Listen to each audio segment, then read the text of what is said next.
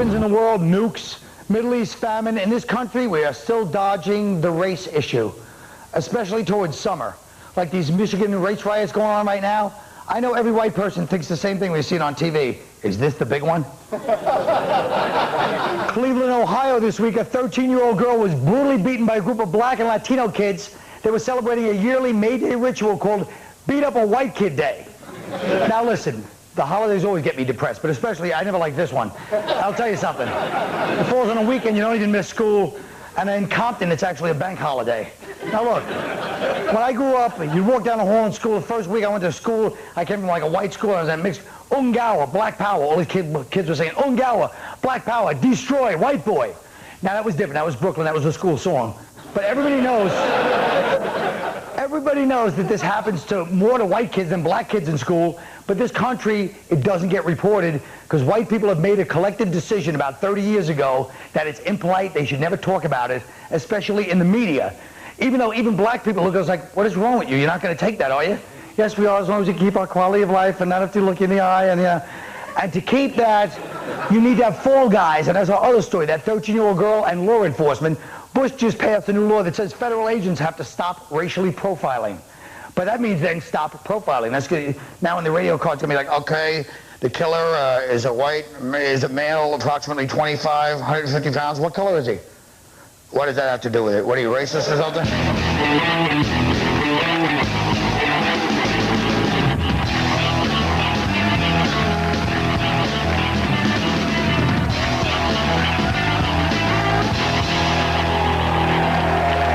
You're on the right one, huh?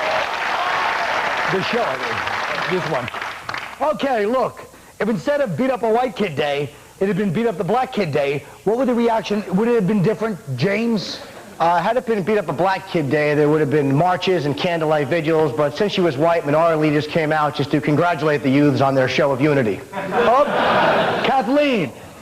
Well, if it would have been a black kid, then somehow Jesse Jackson would have claimed that he was related to him, and Fox News would never have reported it. All right. Rich. Well, I live in an Italian neighborhood, and I think we actually do have that day.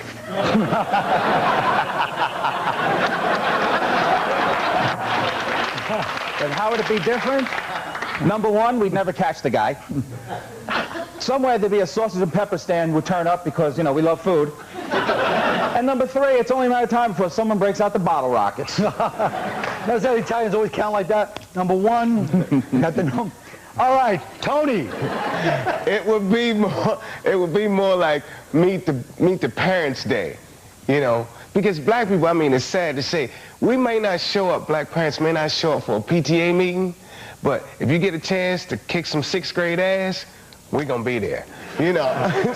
So it's like, you know, I know my mom would show up and go, if any of you little crackers think you're gonna put your hands on my baby, you got another thing coming. So it wasn't that funny that time either. Yeah, it was. Tony.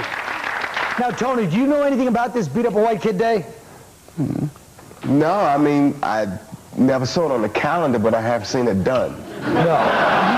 So I think it's one of those things, they just don't want to bring it all out. You know, it's just like, hush. Right. I mean, it's not like they didn't drag her from the back of a pickup truck. Well, but I'm saying, but even if that had happened, if there was a Beat Up a Black Kid Day, black people would have rightfully been jumping in the streets ready to go. Right. I think white people have really gone soft lately, and they're just like I said, then they're going to deal with the devil where they just, ha ha ha, this is uncomfortable, let's not bring it up. Well, there was actually, in our high school, a Beat Up a Puerto Rican Kid Day, but none of the Puerto Rican kids showed up. Well, they're saying like the penalty should be worse because it's beat up a white kid or beat up a black kid. Hate crime, right. Yeah, what's the difference? It should be the same thing for beating up a kid, period. So you don't think there should be a hate crime law? Well, I just think the penalties are too soft to begin with. But do you think you're saying there should not be hate crime laws for anything? No, it should be all the same for everyone. Right, so like yeah. Matthew Shepard or the gays, it doesn't matter. Right. Yeah, it's the same thing. Right. You kill Sometimes them, you never know, because, I mean, when you get mad at somebody, whether they're black or white or whatever, you hate them. Right. Right then. You know, That's I've been in a lot of fights with other black people, and right then, I hate them. Yeah. You know so what in I'm your mind, saying? at that point, it was beat up a black kid day. Right, yeah, right. Whenever I hit you, it's a hate crime. Okay. I'm letting you know right now. And it's just, that's so something that would be hard to say, you know, stiffer penalties for hate crimes. When there's beat up a white kid day and a black guy goes to prison, he's in. Yeah. When a white guy goes to prison, it's beat up a white kid day every day of his term. See, the Italians always thing they have going. They always look to the future because they got to deal with the prison thing too. Well, what about this? Tuesday, the president banned racial profiling by 70 federal agencies, but excluding cases surrounding national security and terrorism, i.e. Arabs. Jim, what do you think? Well, I know that a lot of Middle Eastern people are very upset that it excludes that, and they should be upset because it's just another case of racist, imperialist America targeting innocent people of color. It's a sin to target Middle Eastern men because, with a couple of minor exceptions like September 11th, the '93 attack on the World Trade Center, the Achille Laurel, the USS Cole, the attacks on the Marine barracks in Kenya and Tanzania, Pan Am over Lockerbie, the U.S. Embassy in Beirut, and the Marine barracks in Beirut. And don't forget the attempted shoe bombing on American Airlines by Richard Reed. With those very minor exceptions aside, Middle Eastern men are no threat at all. Anybody think we should we shouldn't profile Middle Easterners? You know what I think? I think the people we should really go after first are guys with mullets. These are the people starting the real trouble in this country. You've seen cops, you've seen America's Most Wanted, they're always pulling a guy out of a house with a mullet. Let me tell you something, if you're sitting in the barber chair and the guy next to you goes, I like it short on the top and long in the back, you call the FBI right there, right? Because somewhere there's a Ferris wheel operator in Cape May, New Jersey who's plotting something right now. Good point. Nice. Look, I don't know about this. I'll just say one thing. After public outcry, I'm changing the subject. Sometimes people don't think I'm changing. What the hell are you giving me that beady-eyed stare for? No, just I'm in awe of you. I think you're in awe of the fact you had an intelligent remark that actually worked, got applause, got laughs. And it was really like a new angle on things. And you're sitting there stewing in your own glory. He's done. Yeah, if you just want to relax the rest of the show, and you're dressed like I said before, like with that shirt, like a Cuban in a pool hall in the daytime. All right. Okay, folks, you go be a rugged individualist and explore the commercials. I'll say hello to this awful man and these people. We'll be right back. Oh, you freak.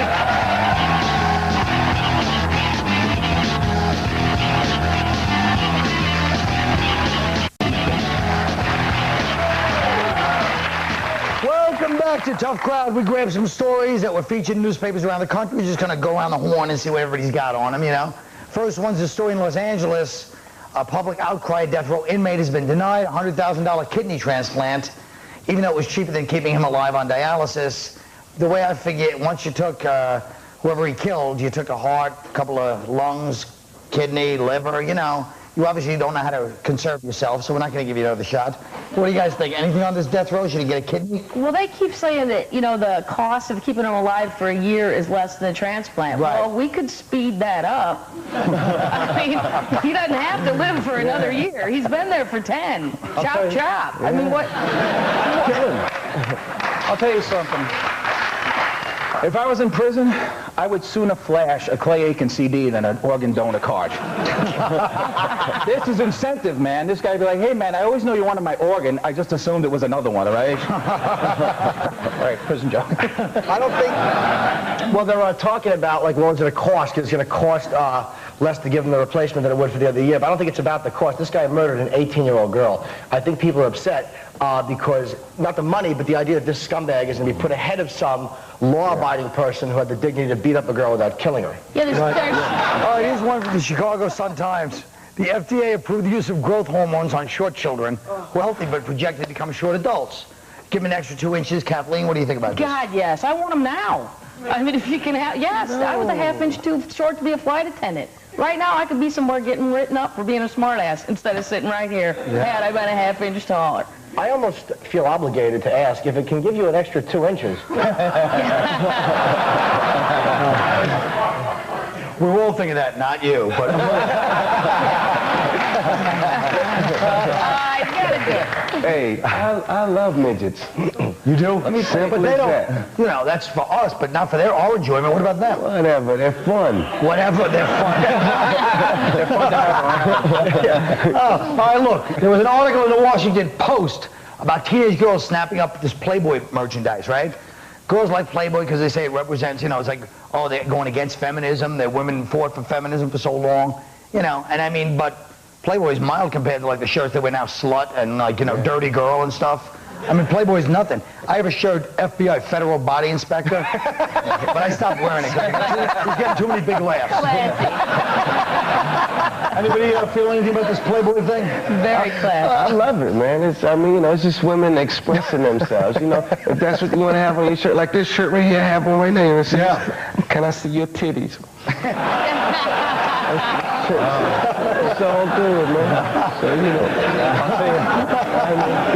I'm cool with it. I'm a little upset you said FBI there for a second, I'll tell you. I'll tell you one thing, though. Let me say, I think this is a good thing, the Playboy thing, because I can speak for all of my people when I say the Playboy air freshener was always a staple of the Italian-American community. That's true. They would be always swaggering around driving like that with their dumb air conditioner and their stupid baseball bat. No? Anyway, Kathleen, come on. You don't like Italians or Irish or Queens. You have said that Playboy, that this doesn't mean sex, that it means, it doesn't mean sex without consequences. His quote was, it means, I live for now and respect the future. Like some bizarre haiku. That means I want to get laid. I mean, come on. I think that's written on the shirt also. Yeah, that's right there. Yeah. Hugh Hefner can say whatever he wants. He had sex with so many different girls. He got bored and gave a to a guy. Right. And I did the same thing, just not in that order.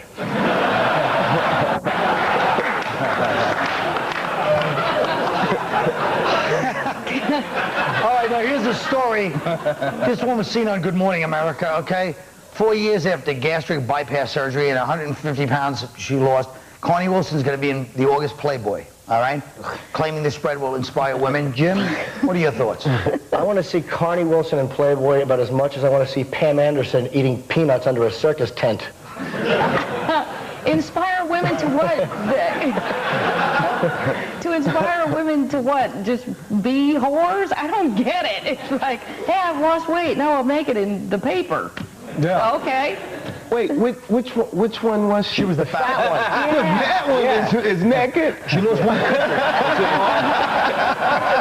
You know what? Black guys actually like that. He's pissed he lost the weight, don't you?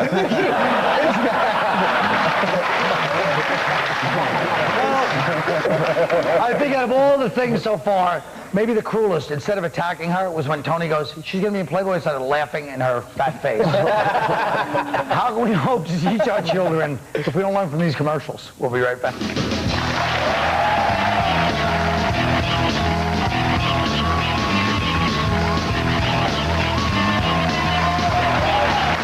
You know, we're all familiar with the old comic book character, the Hulk. There was also a TV series, a little-known TV series for like 15 years, but who can transform a man's anger into an incredible $150 million opening weekend? So if you had a Hulk-like transformation, what emotion would bring it on? What would your alter ego call itself? And what would he do? We'll start with Rich Francese. Are you kidding me? I am the Hulk. When I get mad, I turn into David Banner. If I did have an alter ego, though, he'd be called David Banger. I fly into a rage every time I see a Britney Spears video and try to bang a waitress in every comedy club parking lot in America without my wife finding out. When I get caught, I blame it on him. That's every Italian guy's dream. All right. Kathleen Madigan. Well, if the Hulk, when he gets really angry, if I got really excited, I would turn like into the first super happy hero, like this magical pixie person that just cheers up really depressed, sad, homeless people with bad impressions and bar jokes. I'd be like a laughter fairy. Like Martha Stewart would be sitting in the courtroom, and I'd just appear to her and go, look, I know you're probably going to jail, but listen to this. 2 Jews walk into a bar. Stop me if you've heard it. All right, Tony Woods. Yeah. Like the Hulk, I could be like sexual aroused, you know, like he gets mad but sexually aroused. I could be like a super 70s porn star. I'd be like the Bulk. You know what I'm saying? When I come in, I can say something stupid like, hey, I come to fix your sink. And she bend over and go, it won't drain properly. And I go, hey, don't make me horny. You wouldn't like it if I got horny.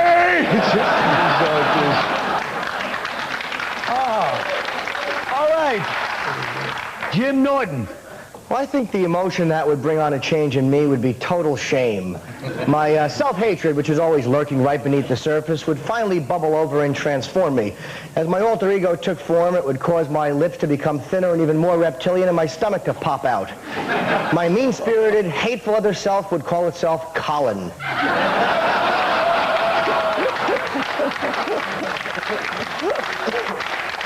To overcompensate for my self-loathing, I would do awful things like insult my friend and show favorite Jim Norton. I would say mean things to him episode after episode, much to the dismay of all the girls Jim tries to impress by telling them to watch the show whenever he's on, stupid. Eventually, my shame would go away, and I'd begin to feel guilty about how I treated gentle Jim. So to make it up, I'd offer him a raise and give him oral sex in the dressing room. Oh.